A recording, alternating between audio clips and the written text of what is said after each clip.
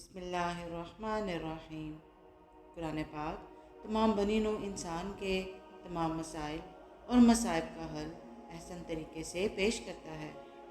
आइए कुरान पाक की सूरतों और बाज़ सूरतों की आयात में मौजूद ख़जाने की मुशाहिदात की झलक देखते हैं।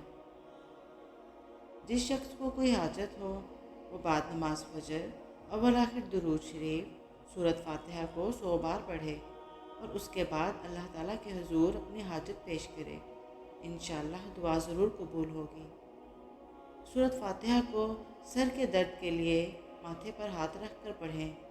अव्वल आखिर दुरूद शरीफ पढ़कर दम करें।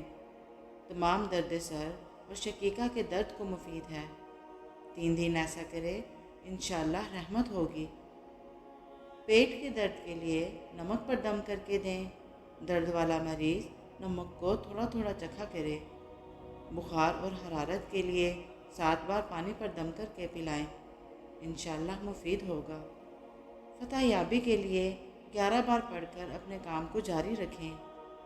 किसी मुश्किल के लिए 21 बार पढ़ें। अगर ज़ौजैन के दरमियान मोहब्बत नहीं है तो 21 बार किसी मीठी चीज़ पर पढ़कर चंद दिनों के लिए ज़ौजैन को खिला दें। जिसको मोहब्बत है वो दूसरे बेमोहब्बत पर बिस्मिल्लाह के साथ 3 बार पढ़कर दम करता रहे, उसको मोहब्बत हो जाएगी। अव्वल व आखिर दुरूद शरीफ हर काम के साथ पढ़ें। सूरत फातिहा हर दुख की दवा है।